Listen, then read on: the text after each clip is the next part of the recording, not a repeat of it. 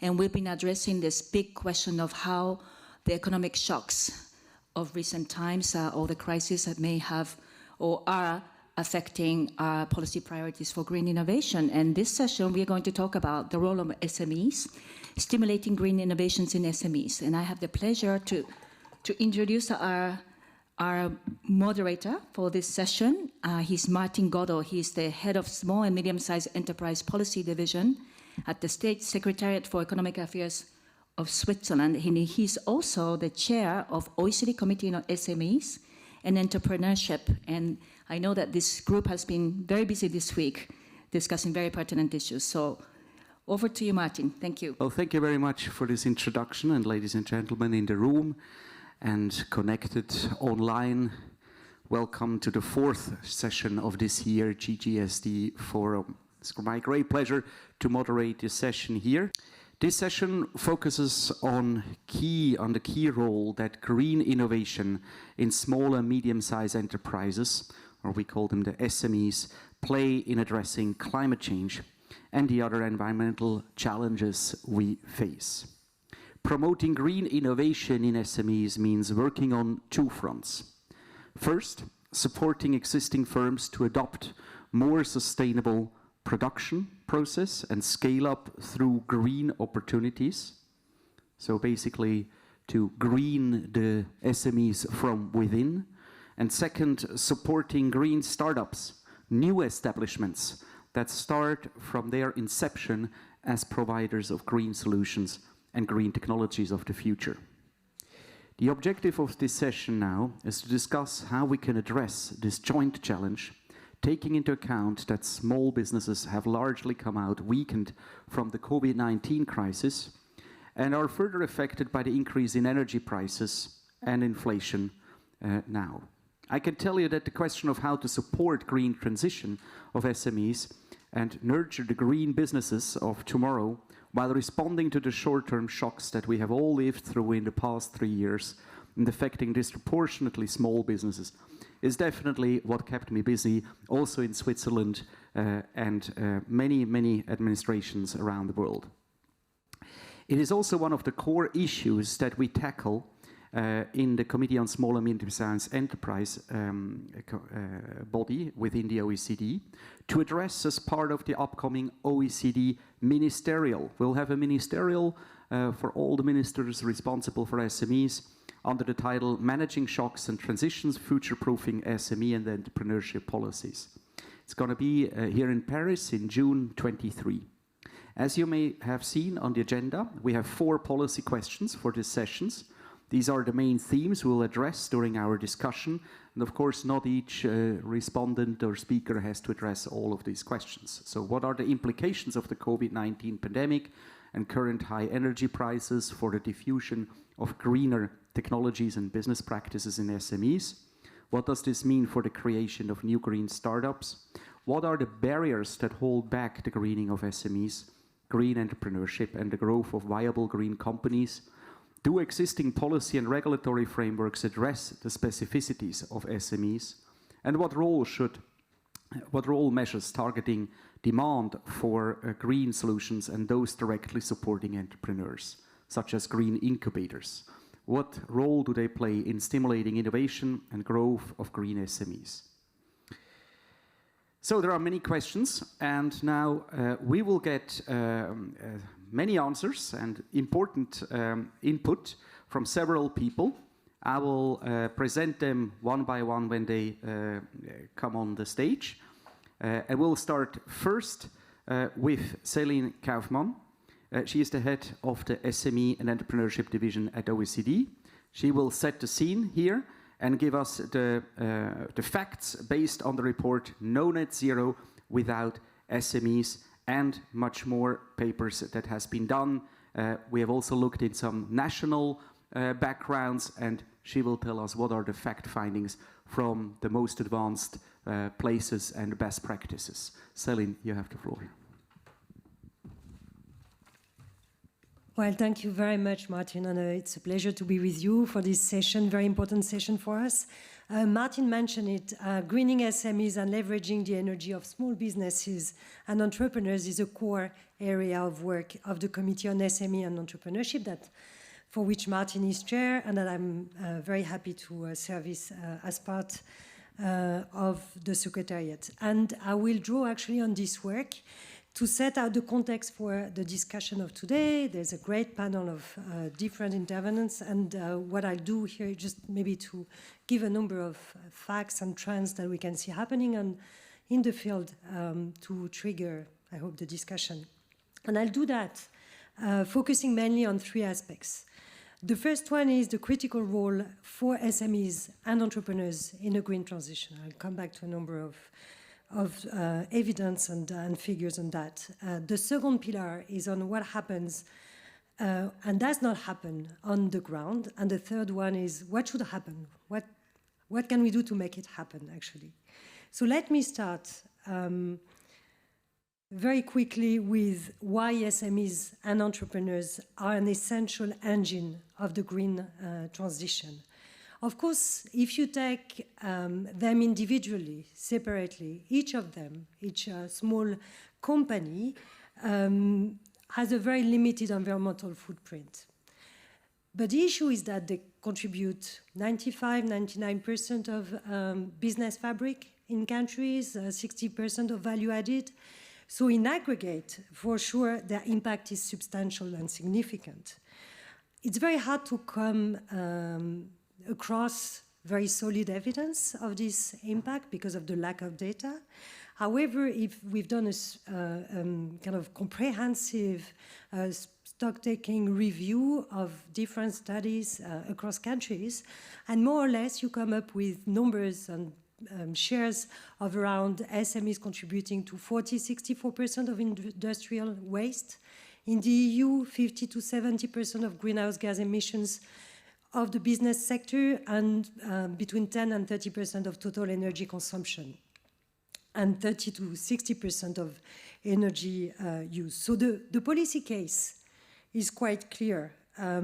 Achieving the policy objectives and international commitments of countries in relation to the green transition will not be possible without the contribution of SMEs and entrepreneurs. The business case is also slowly developing, but it's much slower. Clearly, SMEs see greening as a pathway to reduce cost and to increase productivity. So typically, if you look at the numbers, accelerating energy efficiency in SMEs could lead to cost savings of 30 or 10–30% of their energy demand. And of course, in the current context of high energy prices, improved energy efficiency can strengthen small business resilience by reducing their exposure to energy price volatility and uncertainty. And we also see, obviously, regulatory requirements increasing, societal demand increasing, including on small businesses, which involve that more and more SMEs have to take into account their green performance, let's say, to enter into supply chains and to access essential resources like financing. But let's talk about the second population of small businesses that Martin mentioned. Greening is also, of course, a major innovation and market opportunity for a lot of startups and smaller companies, with young firms and SMEs targeting growing markets of green goods and services, being very present on renewable energy markets, and contributing to environmental solutions. So again, we have some broad numbers of 70–90% of clean tech firms being SMEs, startups accounting for a rapidly increasing share of clean energy technologies, and 1/3 of SMEs offering green products and services. And this is a market that is increasing. If you look at the numbers in terms of growth and employment, you'll see that indeed there are growing opportunities in the green economy. So what is happening on the ground in terms of the overall performance of small businesses and entrepreneurs? Well, we can see, and again, data is relatively hard to come by, an increasing number of SMEs that are taking steps to green their business model, to green their practices, by devising and implementing strategies to be more resource efficient, in particular. Very strong focus on energy, water, waste, efficiency, use efficiency. However, what you can see also on that graph is that small businesses are still lagging behind larger firms in this area. So they have clearly incentives. However, what we can see is that they still face a number of barriers. And I just want to flag two in particular, one being the lack of information and awareness of opportunities, and the second one being the limited access to key resources, and in particular, to finance. And of course, in the current uncertain international environment, what we can see is that risks are looming again. The OECD Economic Outlook that came out just a couple of days ago highlight the loss in growth momentum, the broadening of high inflation, and the risk that energy supply shortages may exert on prices. What does it mean for SMEs, for small businesses, is that, again, this is putting pressure on the business recovery, and in particular on SMEs that are, again, being squeezed between rising costs and dwindling demand. Once again, what we see is also governments stepping up to support those that are affected by the global energy crisis.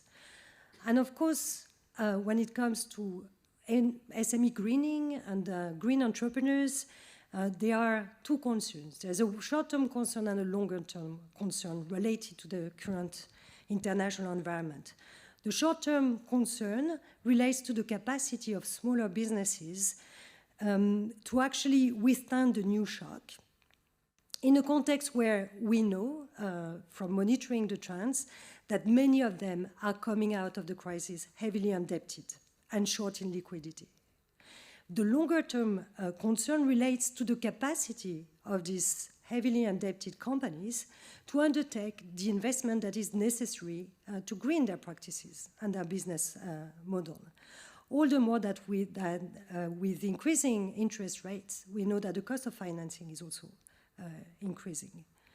And there's also a related risk that given the very strong involvement of government and extension of support to businesses, this will freeze or have a freezing effect on the transition that some of these companies would have considered otherwise. And we are actually currently monitoring the measures that governments are taking to see in which directions they're going. They were very broad at the beginning, now targeting more and more SMEs, but we see also a second generation of measures that is actually taking into account this longer-term objective of greening SMEs with measures that are incorporating incentives for greening business at the same time that they are trying to support through taxation or income support the SMEs go through the increase in energy prices. We have a couple of examples of that in Spain, in Austria, in France that we are documenting. So how do we make it happen? How do we support the greening of SMEs, existing SMEs, and the emergence of a new generation of firms that has, greening as a core focus?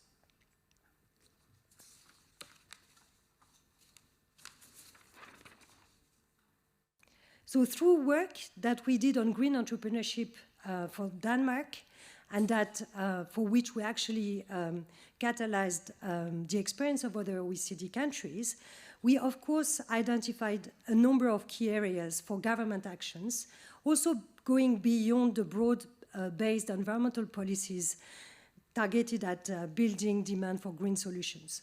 We know that there are also specific entrepreneurship and SMEs measures that can support green entrepreneurs and that can make a difference. A critical area for government intervention is, of course, to develop green skills among entrepreneurs and to help eco-innovators commercialize their work.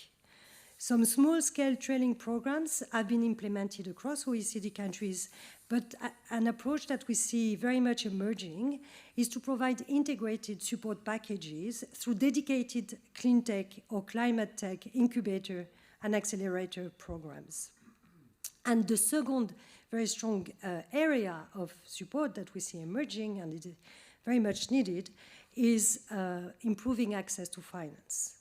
And on that, let me just mention a major initiative that the OECD has launched a year ago on the back of the COP, which is a platform on financing SMEs for sustainability that supports a dialogue among public and private financial institutions, policymakers, SME representatives. And in a month's time, more or less, we are launching actually the first report resulting from this work on financing SMEs for sustainability, drivers, constraints, and policies. And what the report and the work that has been done through this platform highlights very much is, one, the need to focus both on the demand and the supply side constraints. So demand, building the pipeline of SMEs, but the supply side as well, which is very much towards diversifying the instruments, financial instruments that can support investment, green investment of SMEs. Of course, providing financial support is never enough. There needs to be some non-financial support that comes together to help bridge SME knowledge and awareness gaps. There's a need to be a bit more tailored and granular in terms of the approach that is taken to supporting SMEs and entrepreneurs. Again, they form the bulk of companies, and they have very different needs depending on their sectors, motivation of the owner, geographic location, and so on. And finally, we are looking as well into the SME-related disclosure and other requirements that for now were very much designed to cater for big companies and may need to be slightly adapted to target SMEs and smaller companies. Let me just finish by one area where we're heavily investing, because this is an area where we think that there is a strong gap, which is developing the database, the evidence base upon which to base the SME, greening SME and green entrepreneurship policies, which is really developing the granular data that then can help policies, that can help financiers target their actions to help green entrepreneurship and greening SMEs. This is where we see a need for developing more common definition, evidence of what SMEs and entrepreneurs are doing on the ground, and evidence on the impacts of policies. And to that objective, we are developing what we call a dashboard of SME greening indicators across OECD countries as part of the Committee on SME and Entrepreneurship that has two strong foci, pillars. One is estimating the environmental footprint of SMEs at the aggregate level, at the country or regional level. And the second one is looking into green entrepreneurship activities and so on. On the first hand, we've actually already started, and we've come up with initial numbers of SME greenhouse gas emissions, footprint, energy consumption, energy intensity, and so on, really to help policymakers understand where to focus their action. On the second hand, we are starting developing estimates on the number, the share of green entrepreneurs, their location, their gender, and their impacts. This is very much work in the making, but we think that can really inform more granular and targeted policies. With that, Chair, I'm happy to hand you back the floor, and looking forward to the discussion. Thank you very much, Celine. Thank you for the slides. They were most interesting, and leads over to the next speaker, because you ended on the green entrepreneurship And here we have with us somebody who has a tremendous experience in it. It's Arvinder Kind, Industrial Technology Advisor, National Security Research Council, or also in the short acronym NRC, in Canada. He is connected with us over Zoom. Now, you have run scenarios at the National Research Council in Canada about the importance of greening SMEs. And you have also some really good data, really good experiences in Western Canada and the broader country. Would be interesting to get your view on this, your experience in Canada. We heard best practices also from Denmark today already by the research presented by Selin Kaufmann.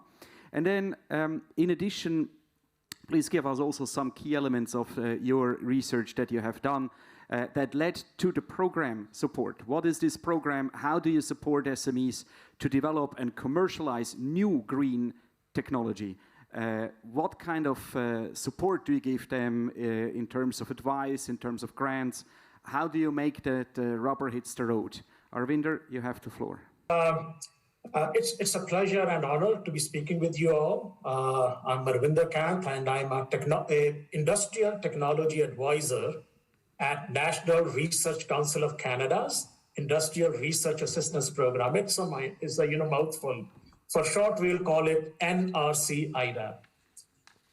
During session one speaker talked about lack of blue-collar research, a space between academic research and technology deployment. Allow me to put some more color on that. The NRC-IRAP program is Canada's leading innovation assistance program for SMEs. Our mandate is to create wealth for Canadians through innovation. It's very simple and crisp. We support Canadian SMEs in developing innovative technologies and help them succeed in a global marketplace. We do that by providing advice, connections or networking, and funding to help Canadian SME businesses grow, increase their innovation capacity, and take ideas to market.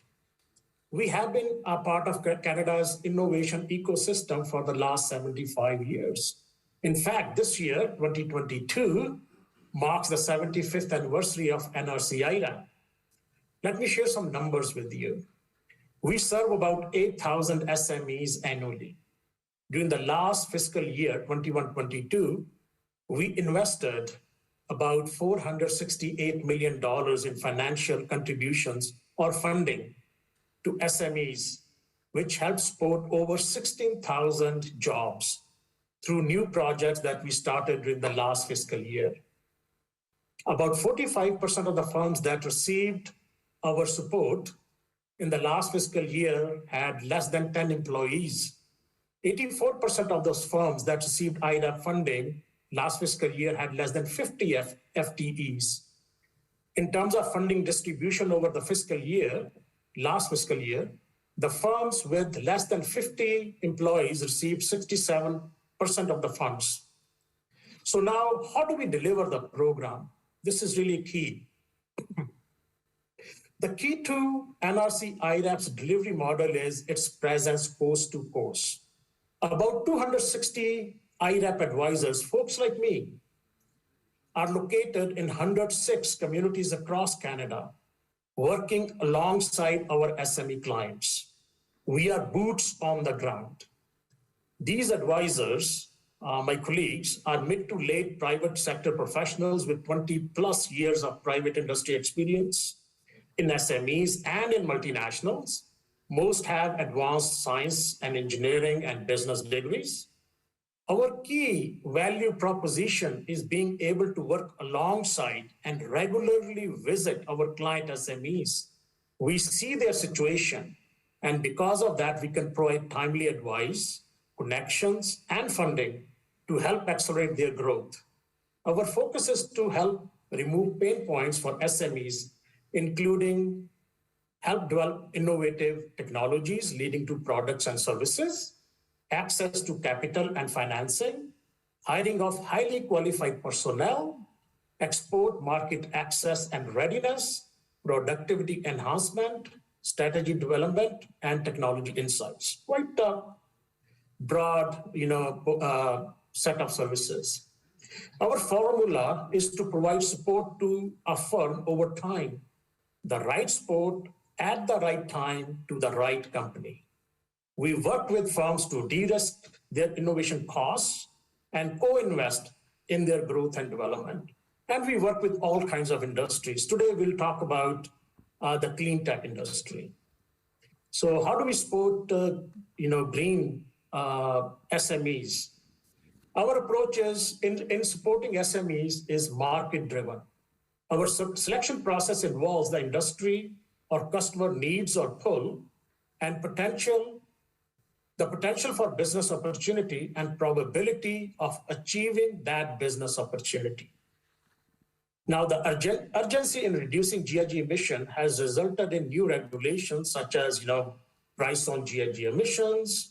It has resulted in incentives to reduce emissions and volunteer pledges from many hard-to-abate industries like cement and concrete and energy industries.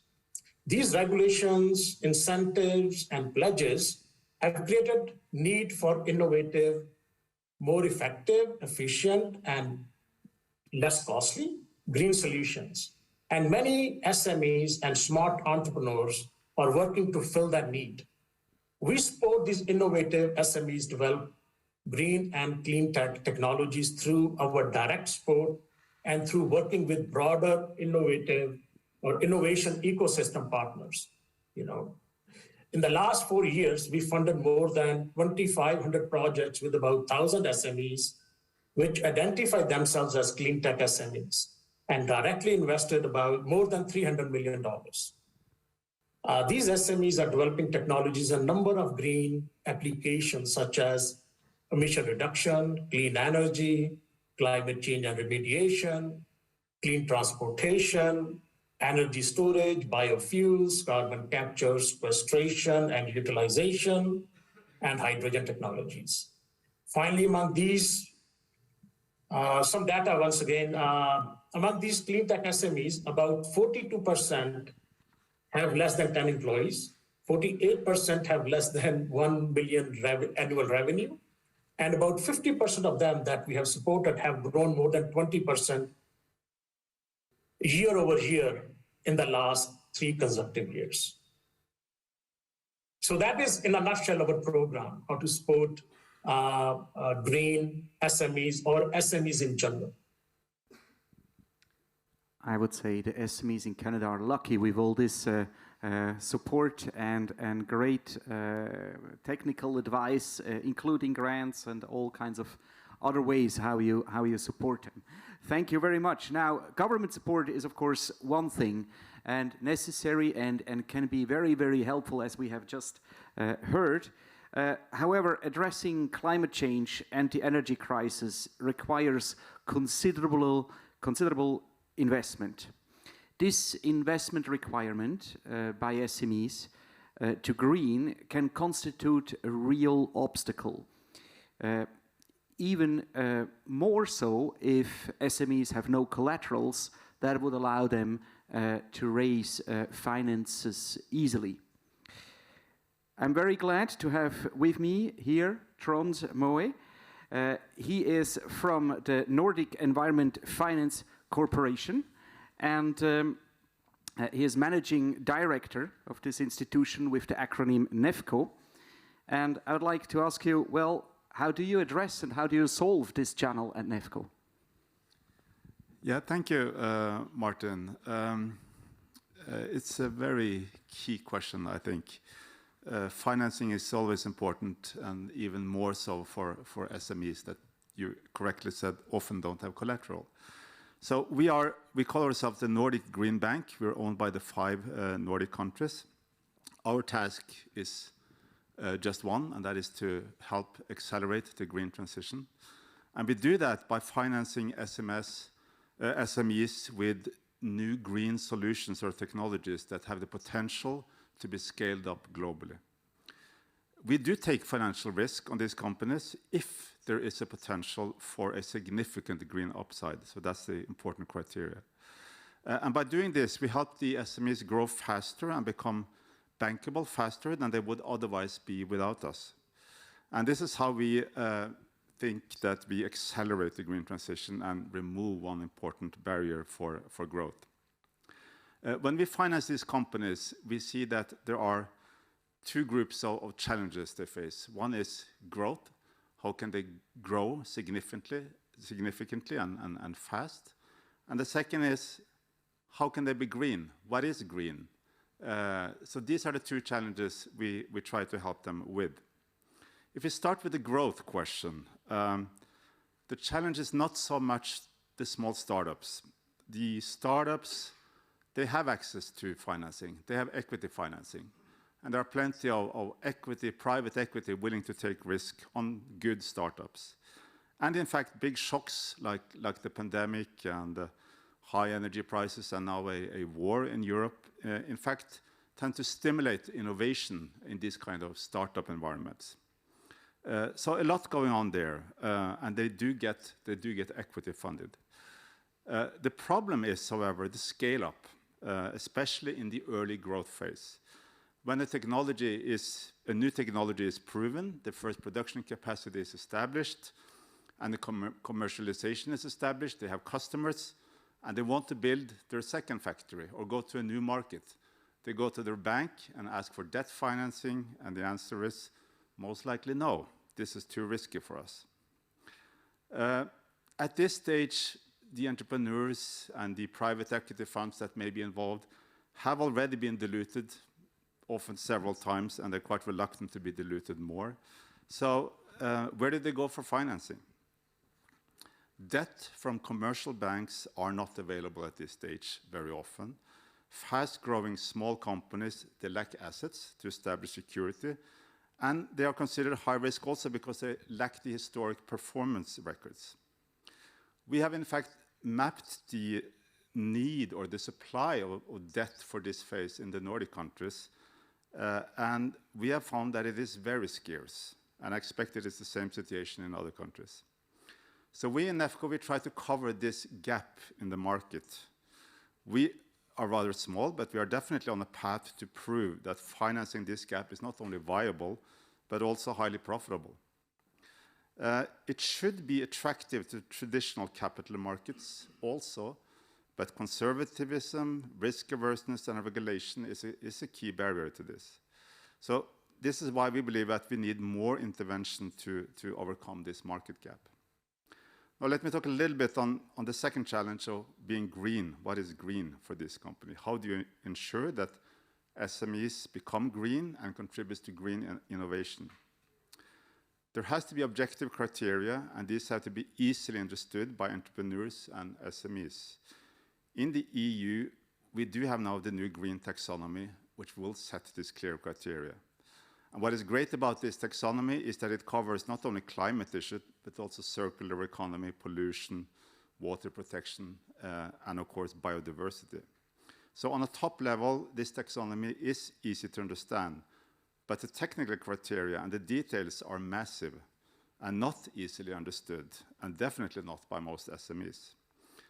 Still, we know that already in 2026, SMEs in the EU will have to report on this.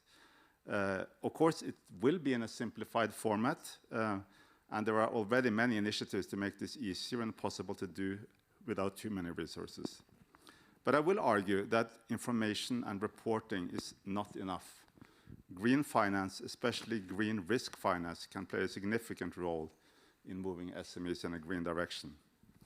And I think I will stop here, and I'll be happy to discuss a little bit more in detail on how we do this later. Thank you. Great. Thank you very much, Trond. We'll hear more about it. We have here with us over Zoom Secretary General of SME United, Veronique Willems. Welcome. Can you hear us well, Veronique? Yes, I can. Very well. Excellent. And we can hear you well as well. Well, you heard governments offer all types of different support to SMEs. But sometimes governments may also create some headaches to SMEs. So what is your perspective? What do SMEs need and expect in terms of what we have seen in the presentation from Celine, the demand side regulation from governments, so that greening investments has a real future for SMEs? What do SMEs need? Thank you, and especially also thank you for inviting us today to the event or to the panel discussion. Maybe briefly, for those who don't know, SME United, we are the organization representing small and medium-sized enterprise organizations across the EU. So we have the member states of the EU, organizations in the member states. We have also organizations from, for example, the Nordics, Ukraine, Turkey, the UK. And then we also have sectoral organizations who bring together sector federations in the SME sector. For instance, the construction, bakers, transport, and so on. So it's a very wide scala of a lot of different small and medium-sized enterprises across the EU or across Europe de facto. And I'm happy that Celine was the first, because I think they really have a good overview of what is going on at the moment. And especially also the fact that she mentioned the fact that many companies at the moment are over-indebted. We had the COVID pandemic, where several small and medium-sized companies either invested their savings to keep the company afloat, to keep their team on board as well.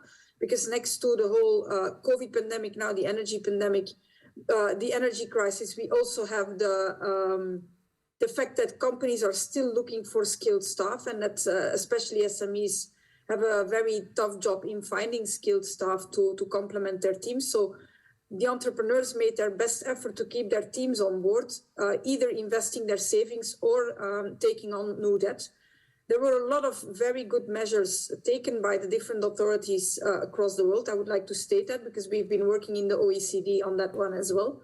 But many times it also was linked to additional loans, and those have over-indebted our small companies.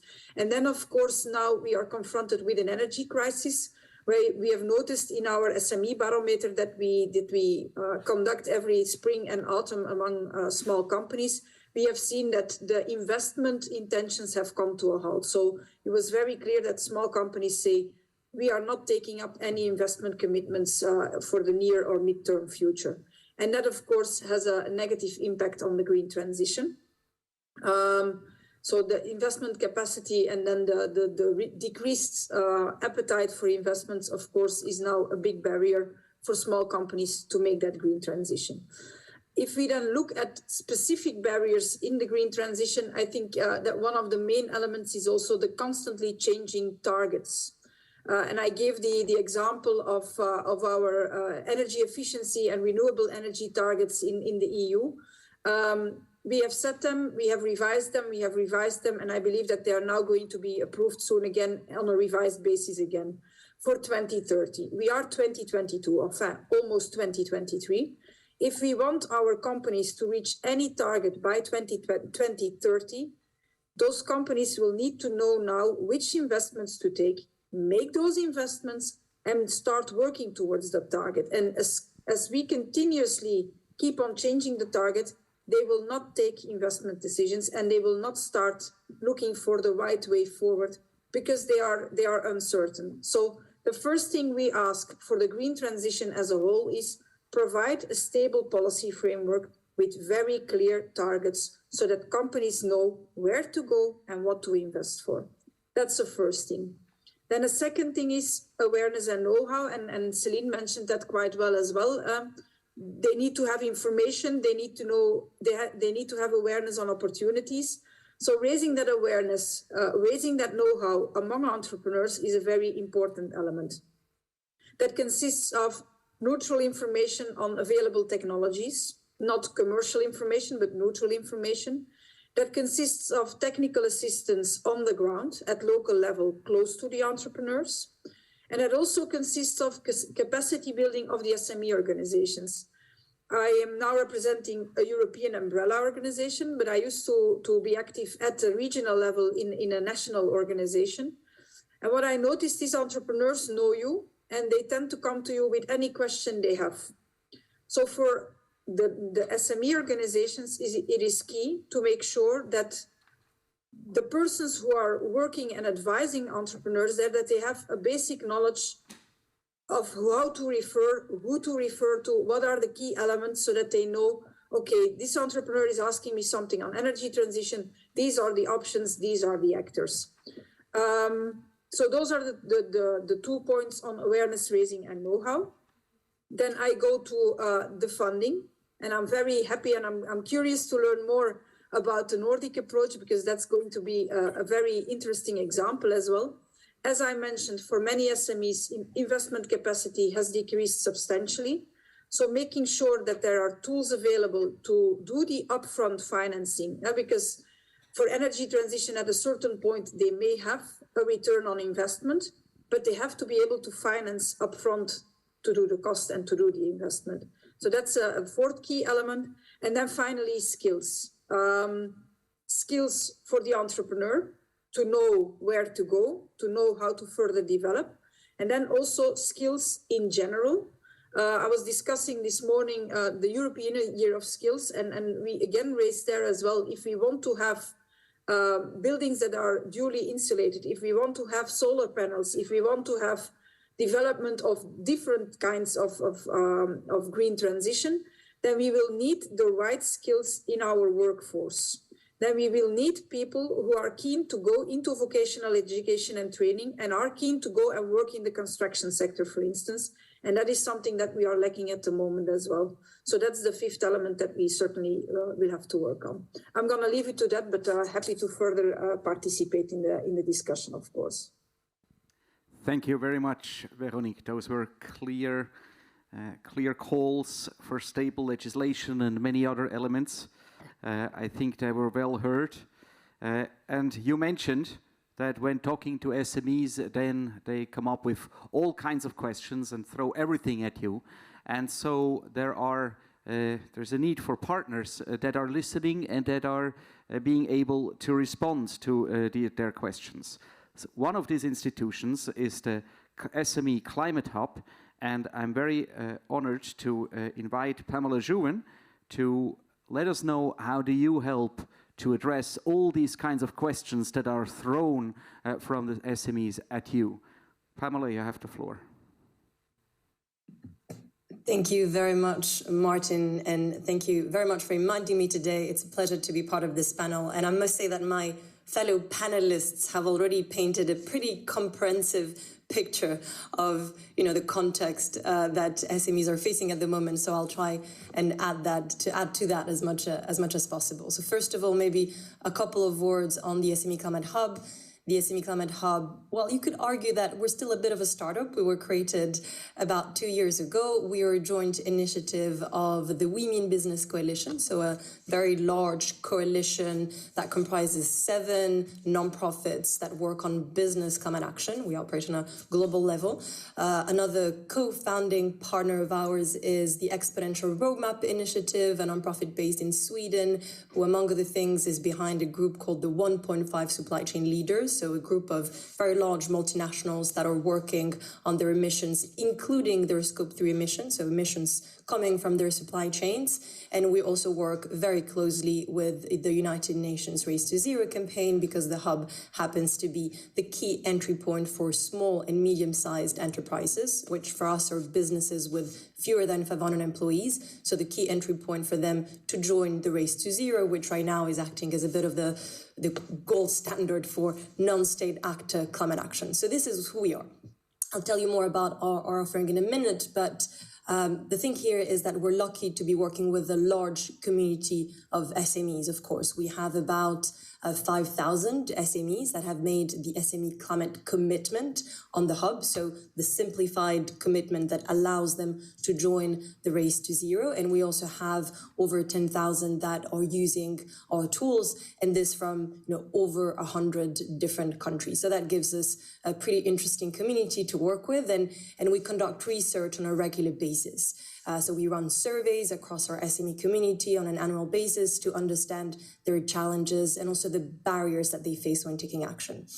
So the last survey that we ran was towards the end of last year. So the results are from the beginning of this year.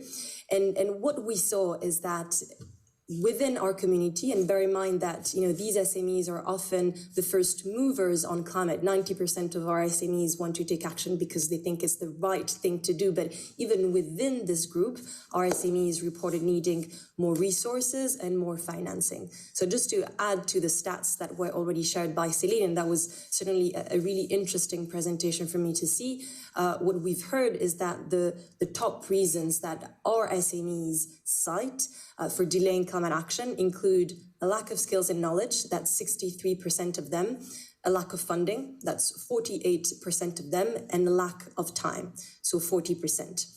This means that education does seem to be the first barrier, or at least one of the key barriers. SMEs need to understand the role that they play in the climate movement, but also, to Veronique's point, where they can find the tools, the right information to take action, because the reality is that there's really a lot of information out there for businesses, but it's not tailored to SMEs. It comes from different sources. So there's a bit of a lack of consistency, and there's also a lot of complexity, which for SMEs, which again have very limited resources, don't have dedicated staff, have limited time, competing demands, well, it's very hard to navigate this. So that's the gap that we're trying to address with the hub. And we've been designed as a bit of we're very different. I was listening to Arvinder's presentation. We have a very different model.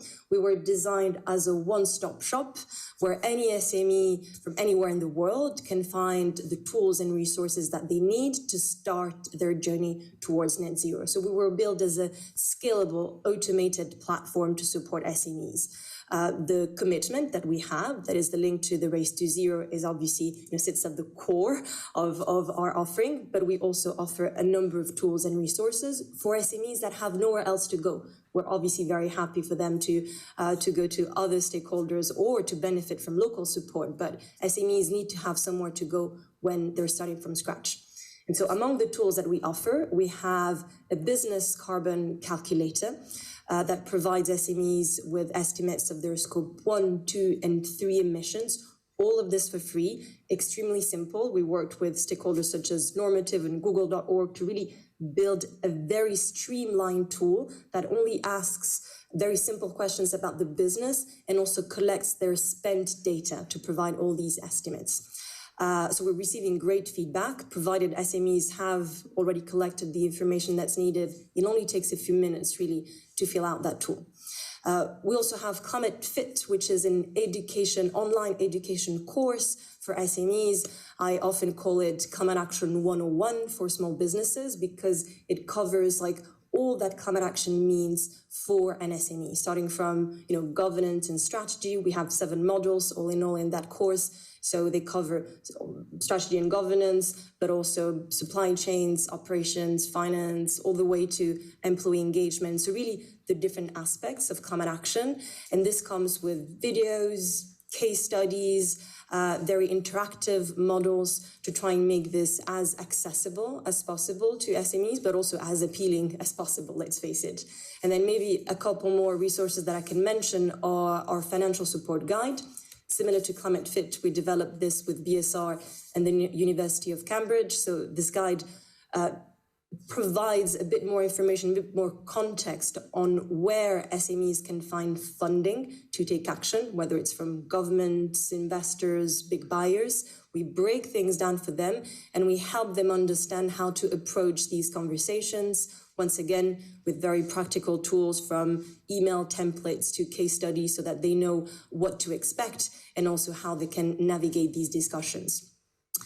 The last tool that we literally just launched is a reporting tool, which I think definitely links back to some of what we were saying about the need to use common standards and also make sure that SMEs can communicate their progress. This reporting tool is linked to the commitment and also based on a simplified reporting framework that we launched with CDP about a year ago. So as you will have understood, all these tools are a way for us to address the knowledge gap, but also the capacity gap, because we've really built the whole user experience on the hub to make sure that it be as accessible as possible. We're trying to streamline things for SMEs. We also have a library of external tools that's created by Oxford, but we're trying to create a user journey where they can easily understand where they stand before they make the commitment. And once they do this, we unlock additional incentives and resources for them. So we want them to benefit from these free automated tools as much as possible. And we also work on specific communication campaigns to further explain the business case. And we also adapt our narrative to specific geography. So all of this, once again, to try and create that level of awareness that's needed for SME climate action. Thank you very much, Pamela. Very interesting. That's leads us over to get a few questions that go a little bit deeper. I would like to go back a moment to Arvinder on your work with SMEs. You get to know their technology base very well. You get to know what they are working about. And usually SMEs work rather at regional and national level. Now, there can be, however, very complementary, technology-wise, very complementary SMEs and companies around the world. How do you tackle that problem that they get to know what's going on globally in their technology field, or maybe even how to match them? Arvinder, please.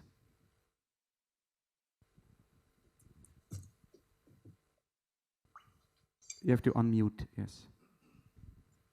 Yes, I always forget that. Thank you, Martin.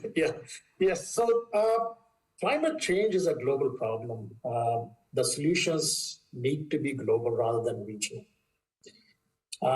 Further, from Canadian perspective, Canadian economy is small, and it is imperative that in order for Canadian SMEs, especially clean tech ones, to grow, we need to expose them to the international marketplace and support them to be competitive and successful. International collaboration is critical to continue to develop and deploy clean tech technologies. We have a program within specialized team within NRC IRA. And in that team, we have a dedicated team of advisors. Again, folks like me, boots on the ground, with a lot of private industry experience and who work one-on-one with the SMEs. And these experts, and those colleagues are experts in identifying best fit international programs for Canadian SMEs. We invest in building international relationships to connect our SMEs clients to global value chains. Through these relationships, we try to help our client SMEs to identify collaborative R&D opportunities and commercialization opportunities with world-class organizations across the globe. The goal is to support the SMEs and clean tech SMEs. When I say SMEs, in today's context, it's green SMEs or clean tech SMEs. The goal is to help them become self-sustained and globally competitive businesses. That is the key. They need to stand on their 2 feet at the end of the day. Some of the programs that we leverage for these international collaborations are well known to, I think, the audience and the panel. Eureka, Eurostar programs. These programs support SMEs R&D collaboration with partners in over 40 economies from the EU, Europe, South Africa, Israel, South Korea. We also have Canadian International Innovation Program, CIIP, which supports SMEs with international partners in Brazil, China, India, Israel, and South Korea. Then we collaborate with other government organizations. One of them is Global Affairs of Canada. We leverage their Can Export and Can Export Innovation programs. I'm throwing these names. I'm happy to discuss the details. Sorry. And now, how are we doing? Are we, we have the team. We are doing all these. We are making investments. What are the results? So this particular year, our international team has provided significant support to Canadian SMEs by helping over 100 SMEs across Canada to connect internationally, and many have or will receive funding to participate in international co-innovation, international co-innovation program projects. I would say one thing, one key aspect in our efforts is our ability as NRC to bring consortia of SMEs together, SMEs and MNEs together from Canada to work into these international global value chains and directly with multinational firms. International collaboration at all levels, private and public, is critical for SME growth. Thank you very much, Arvinder. Well, we have also seen the skills side. Skill dimension is of very, very high relevance. Pamela even talked about the skill shortage. I couldn't agree more about this. We have our own experience in Switzerland currently, as in many other countries, about this. And for that reason, we will introduce in Switzerland in the coming years a new apprenticeship program for renewable energy technology to address this skill shortage. However, with an apprenticeship system, that might be feasible. Most countries do not have that kind of system. So maybe if I can ask Veronique, on the skills side, what would be needed? What role do you think should be done or should be taken by whom? How much the government? How much the private sector? And how do we make sure that the skills will be there when we need them? Please. It's a very topical question. I'm very interested in your scheme in Switzerland, so I might send you an email to take up and visit you maybe at a certain point to have a best practice shown. I know that across Europe there are several apprenticeship systems that indeed are also working on the skills development of youngsters. And within the apprenticeship systems, also making sure that based on skills intelligence, we get a good overview of which skills will be needed in the next few years, adapt the curricula to that and make sure that the training centers provide the right training, and then also, of course, on the job that young people get the right requirements. As social partners in Europe, we are also working in our new work program for the next 2 years on upskilling and reskilling of employees, but also people who are at the moment not in the labor market. So people who are either not working because they choose to do so, or people who are not working because they are unemployed, making sure that we can there provide the necessary up and reskilling to make sure that they are ready for the skills that are required already now to a large extent, and then also the ones who will be further needed in the next few years. As social partner, I can only say that it's a joint responsibility of, on the one hand, employers, as you said, certainly also of the authorities, and of course also of the individuals, making sure that they are open to upskilling and reskilling, and that they also want to make a commitment there. So we will be discussing in the next year a lot among social partners in the EU, trade unions on the one hand and employers on the other hand, on how to further develop the necessary skills and make sure that we are ready for this. Yeah. Thank you very much. Thank you very much, Veronique. Trond, everybody talks about ESG, environmental, social, and governance criteria. However, some SMEs might consider or might look at ESG more like a bureaucratic monster, looking at them, being afraid of being eaten and creating more paper than they could even manage. What would you suggest? How should SMEs look at ESG? How should they tackle it in a way that it is real value added and that it's not the bureaucratic monster as it seems? Yeah, good question. I think we need to strive so that SMEs look at ESG not as a barrier but as an opportunity. And coming back to finance for a while, for example, finance that is tied to ESG, so that if you want if you want financing that is truly what you need, which is, without any security, subordinated to bank loans, maybe convertible loans, this type of mezzanine loans, you can get it, but only if you have a good track on your ESG score. And for that, they need simplified format, standardized format to report on.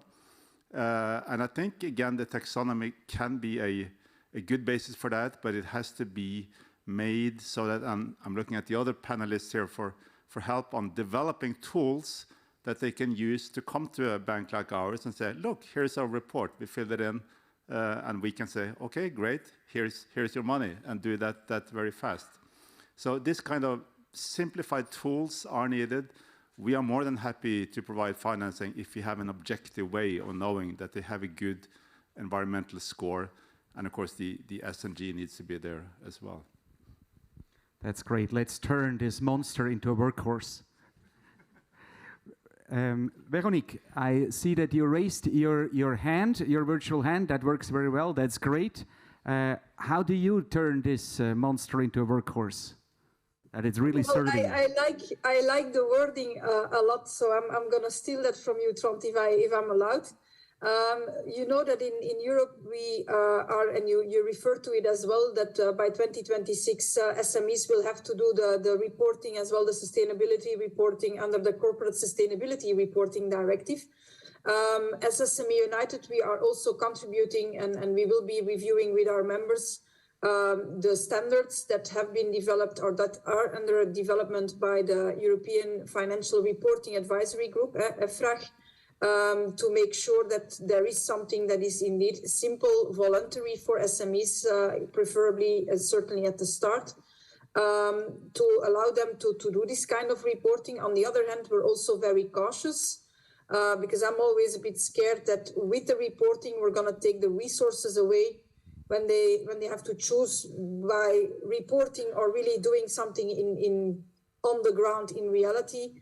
That we help them make the right choice and not writing reports and not being able to do anything anymore in reality. So we have to find the right balance there.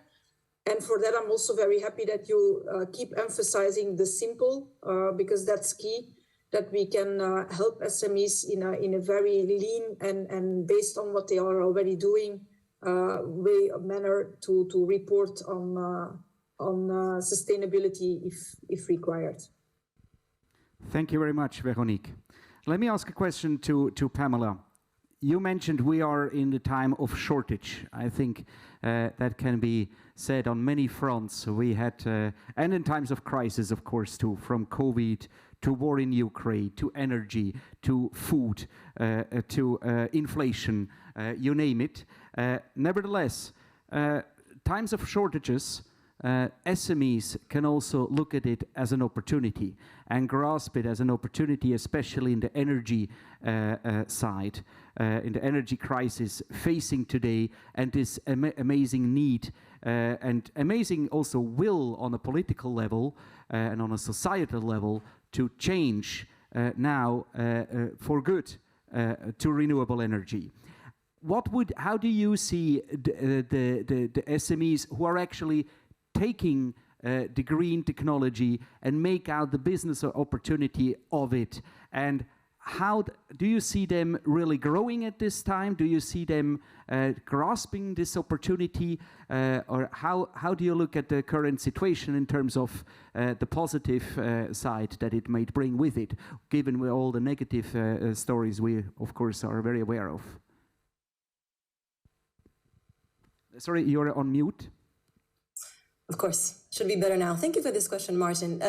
First of all, before I forget, I was thinking that we definitely need to touch base with Veronique and Trond after this session, so that I can tell them more about the reporting tool that we just launched, and we can discuss possible synergies there, because we'd love obviously for this tool to be used by other stakeholders in this space. So to your point, Martin, yes, there are definitely opportunities. We have a very diverse community, right?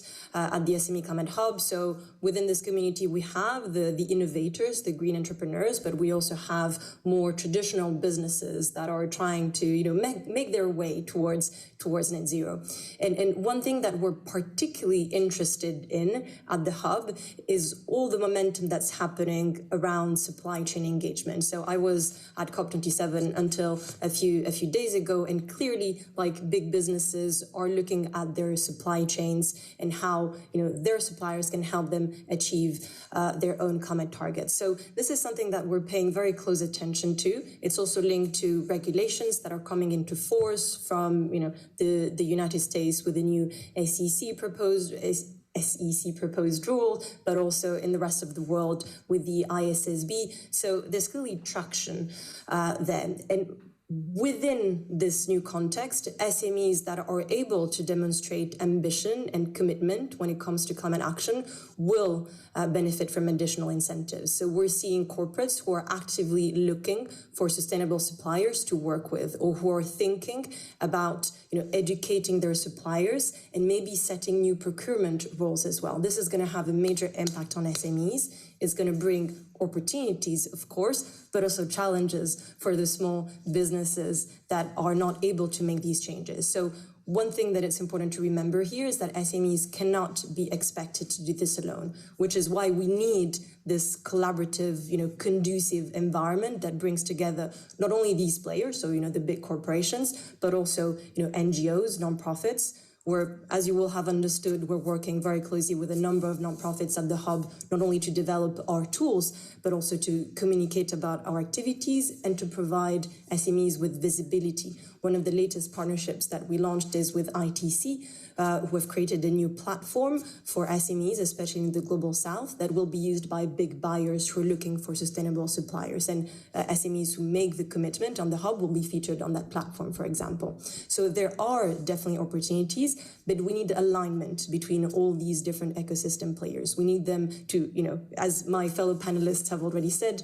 we need common standards, common frameworks, so that SMEs are not required to, for example, report in 100 different ways, so that banks, but also corporations, can have a common criteria to select the SMEs that they want to work with. So this really requires very close collaboration.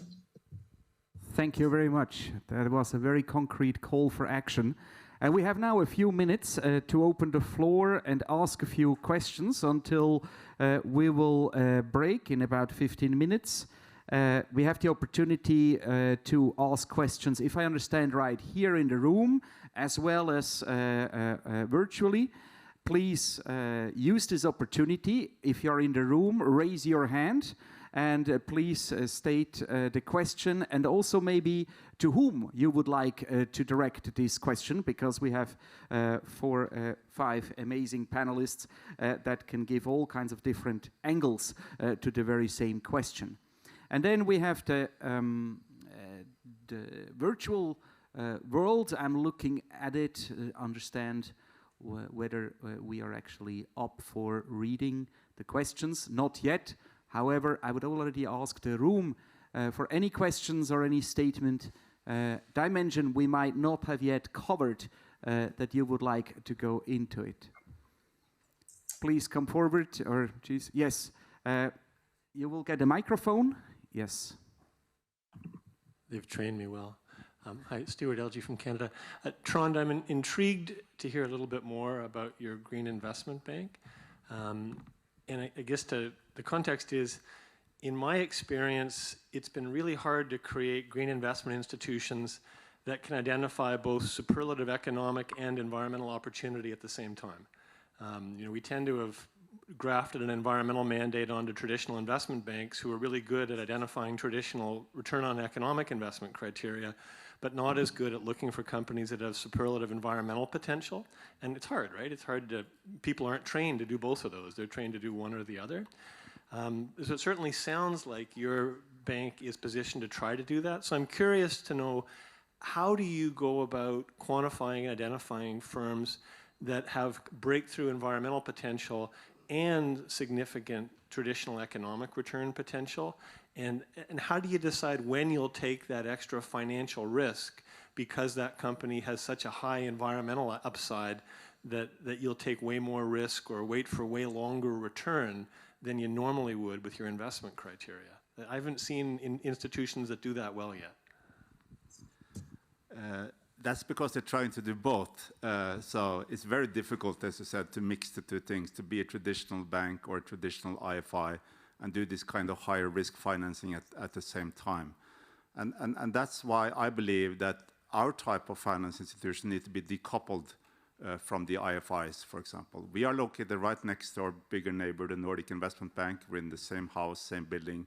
We share some admin resources, but we're distinct and we're separate, and we have two different cultures because we do look at investments almost completely differently. They're looking at downside, security, assets. We're looking at opportunity, future, green. And it is a balancing act, but of course, I would argue that we don't take that much risk because we are looking at companies in the growth phase with already proven solutions. We know they work, we know they have customers. It's just that there is a gap in the market. There are nobody financing them. So when we say you can get a loan without any security, I don't think we take a lot of risk. Of course, we analyze their business plan and we run our sensitivities, but very often the business plan show that they can repay these loans because they already have a great business model. Of course, we are lean and we are flexible, so we restructure the financing as the company's development. If they get a loan, if they cannot start repayments for the first 2 years, fine, then let's structure it so that they repay it later. If they cannot repay at all for some time, let's convert it to equity. So we have to take a completely different approach than traditional banks, and we need separate cultures, separate environments to do that. But definitely right next to or with the big banks, because we want them on board also later in the phase. So that's how we do it. Thank you very much, and thank you, gentlemen, for the excellent question. I have one here on the virtual room by Francesca Cook. Will the OECD Committee on SMEs examine the EU taxonomy implications for SMEs and provide guidance or recommendations? Is the European Union working on how to render the taxonomy usable by SMEs across the EEA, the European Economic Area? Are the Nordics, including Norway, leading discussions in this area? Well, I will give first the floor to Céline Kaufmann for the OECD dimension. Please, Céline. Well, thank you very much, Martin, and thank you, Francesca, for the question as well. Actually, we're not working directly on the EU taxonomy, but we're doing a number of work that is relevant to first looking into definition of green entrepreneurship. The issue of the definition is a very important one, and it's something that is very much embedded into our work program going forward. The issue of how SMEs are being considered through the reporting requirements, through different definitions of green activities, is something that is very much as well on the mind of OECD countries, so much beyond the EU. And we're taking that from the perspective of how do you integrate the SME and entrepreneur perspective from very early in your policy making, in your design of definition and policy, so that those definitions, those taxonomies do not hit the SMEs down the line after they've been designed actually for an average company, which is usually a big company. And from that perspective, we're doing work to refine a bit what we call the SME and entrepreneurship lens into policy making. And this means, of course, bringing the SMEs and the entrepreneurs at the table very early in the process. Because what happens if you don't do that is you create a kind of threshold. And you don't want necessarily to do that. If systematically, when you have a specific definition, a specific reporting requirement that is not designed to actually incorporate the perspective of SMEs, what you tend to do in every country is you say, okay, it's not really designed for SMEs, so I'm going to exempt SMEs from applying this specific approach, from reporting requirements and so on. But down the line, what it generates is a kind of a threshold effect whereby it also prevents your companies from growing after a while because they want to remain below the threshold, or it's not necessarily they want to, but they remain below the threshold because they're not, they don't have any incentive to scale up. So keeping in mind that scale-up perspective, keeping in mind that SMEs and entrepreneurs should actually be at the table from the beginning so that all of these requirements are being designed with SME and entrepreneurs in mind is very much something that the OECD, the Committee on SME and Entrepreneurship, is working on. Thank you. Well, they ask also the question how to make the ESG model usable. Do you have some examples on that side? Yeah, I do. We, in fact, there are lots of initiatives in the private sector also how to make this easier. It's a business in itself. We just financed a small company from Iceland named Klappir, who has developed an automated solution for environmental and sustainability reporting, where they can, at a very low cost, introduce sensors or APIs directly to your travel agent or your energy supplier and get a dashboard with the report automatically. So there are these initiatives and examples as well. So I think definitely we will overcome this hurdle and make it into a workhorse instead. Definitely. I have here a question that is directed either maybe at Veronique or at Pamela, but Bernard Aitia wrote, I'm watching from Ghana in West Africa. I'm interested in capacity building for SMEs. I want to know if SMEs from other countries can benefit from such tools. Moreover, this could be in line with the capacity mechanism for developing countries under the Paris Agreement. Veronique or Pamela, may you say anything about the availability of your services to people and SMEs outside maybe EU or OECD area? Please, who would like to start? I'm happy to jump in, Veronique, and then feel free to add anything to this. So the SME Climate Hub does have a global remit. The website, the platform, is currently available in 2 languages, English and Spanish. As I said before, we are proactively expanding our presence in specific regions. We worked very much with the UK government before COP26. We just launched a US campaign at Climate Week just a couple of months ago. We're now launching pilots in Latin America. We're developing our activities in India. So we're proceeding step by step, but we're also starting to operate at a local level through local partners. That said, the platform in itself is already global. The tools can be used by any SME anywhere in the world. We use country factors also, for example, for the business carbon calculator to make sure that it's relevant for SMEs in different countries. And we'll be working on additional translations as well going forward. So just a few days ago at COP27, I had a meeting with the Ivory Coast, for example, who are interested in what we're doing. So by all means, feel free to have a look at the platform. A lot of the tools that I mentioned earlier are accessible to any SME. You don't even need to make the commitment to use them. That includes the calculator, the Climate Fit course, the financial support guide, even the external library of tools. And then for SMEs who make the commitment, we also have the reporting tool, and we're also working on specific action models, so even more detailed guidance on how to take specific actions based on SMEs' emissions profiles. So please have a look and feel free to share any feedback. It's always interesting for us to hear from SMEs in different countries. Thank you very much, Pamela. Veronique, would you like to add anything on this? Well, from our side, SME United is, of course, working for SME organizations in the European Union. So our main focus is lobbying and representing the interests of small companies towards the European institutions and building the capacity of our member organizations, so SME organizations in the European sphere, let's say. And I know that several of our member organizations, I believe in the UK, Pamela, but also in France and Italy, have already started a cooperation also with the SME Climate Hub. So in that perspective, I think that the link is there. We are we are providing support to our member organizations linked to also the European legislation that is being developed and also trying to make that legislation at European level think small first proof. And I want to come back to maybe what Celine also said on making sure that SMEs can comply.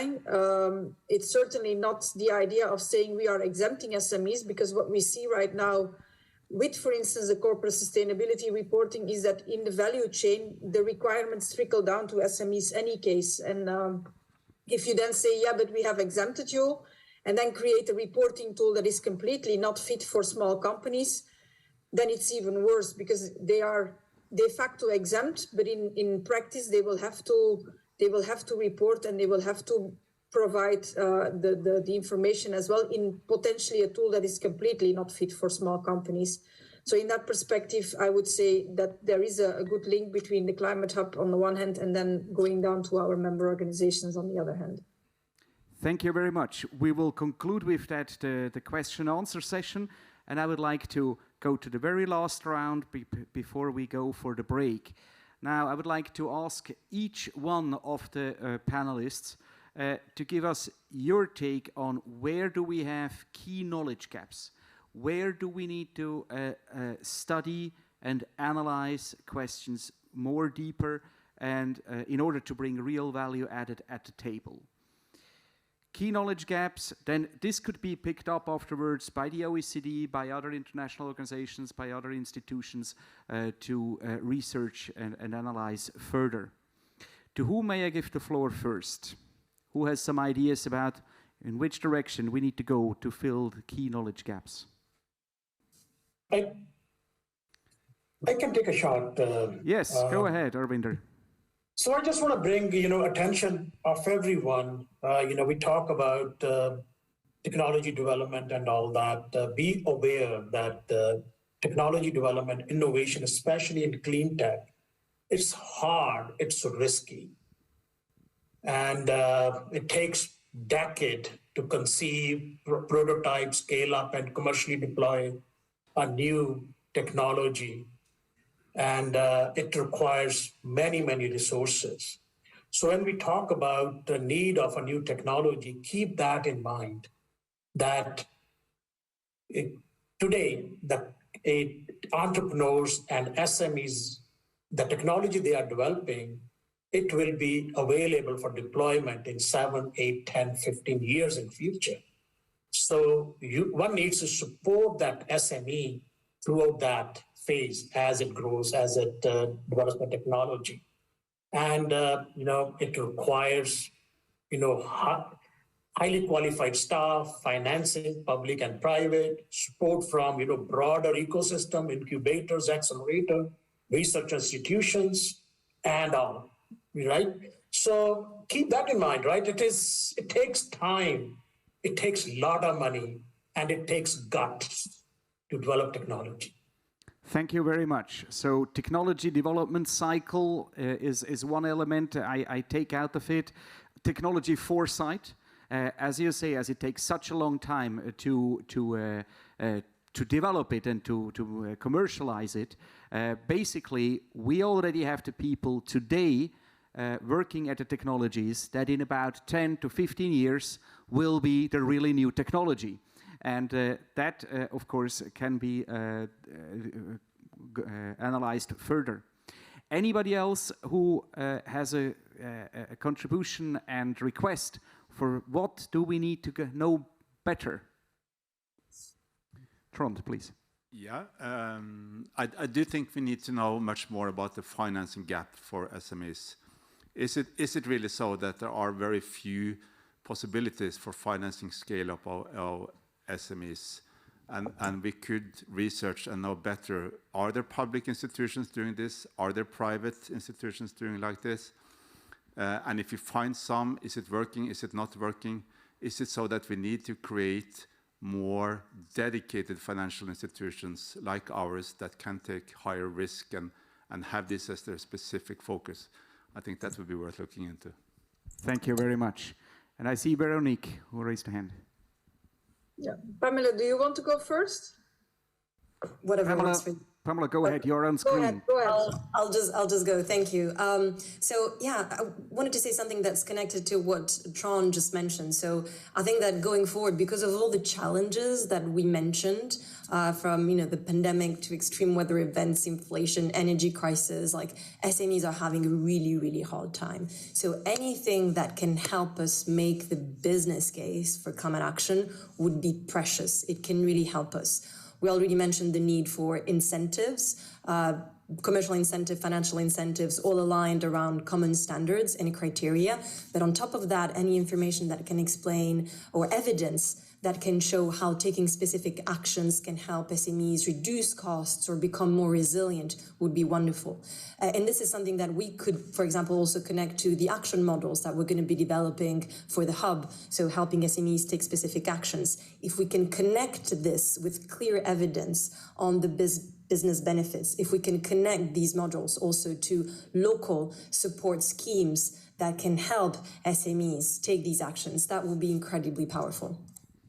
Thank you very much. And Veronique, please. I'm happy that I let you go first because I can build on that one, because I noted down what does already exist and which instruments are really fit for small companies. We're also engaged as SME United in the Covenant of Companies for Climate and Energy, an initiative from DG Energy in the EU, where Pamela, you're also contributing, where we also see that just providing technical assistance from the European level and not taking into account what potentially already exists at local level doesn't always fit the SME needs either. So I think it's also making sure that we bring together best practices of policy and instruments and financing potentially as well that works is an important element as well, and then making sure that we can exchange among authorities and SME organizations, local actors, to get SMEs on board. Giving you the idea, for Europe, 93% of all companies have less than 10 employees. So getting them on board and convincing the entrepreneur there to step in and providing them with the concrete, correct tools and appropriate tools will be key to turn climate change around. I'm convinced. Thank you very much, Veronique. And last but not least, Céline, give us your view from the OECD and how we work in this house. Thank you very much, Martin. I really think it was a great panel, and all of your ideas at the end, really we're looking forward to working with you on that, with colleagues as well. Maybe just one point I wanted to add as well is, from the policy perspective, and because next door, literally next door, we are hosting our Digital for SME discussion, I think we also need to have a discussion and gather more data on the twin transition and not necessarily have, this siloed approach to greening SMEs and to digitalizing SMEs, because in the end, SMEs are kind of, showered with a lot of different injunctions and requirements, and bringing together, looking at the twin transition, which I think might be the next theme of the forum, actually, would be really a good way forward for SMEs as well, to avoid that, they are overwhelmed by all of these requirements that we are asking them. But the underlying, theme for me that was raised by all of you was the skill dimension. Because the skill dimension is both the green skill, the digital skills that will be required to face tomorrow. And I think this is where we also lack a lot of information and data, and we should invest more. Voilà, I'll stop here, Chair. Thank you. Thank you very much. Well, somebody here said, one of the panelists said, we need knowledge sharing. I think this type of event here and this panel here has done the knowledge sharing. Also the proof we have heard there will be some action going on after this event here between the panelists. I hope also with you here. I would like to ask you, give him a round of applause. These panelists have done a great job. Thank you very much.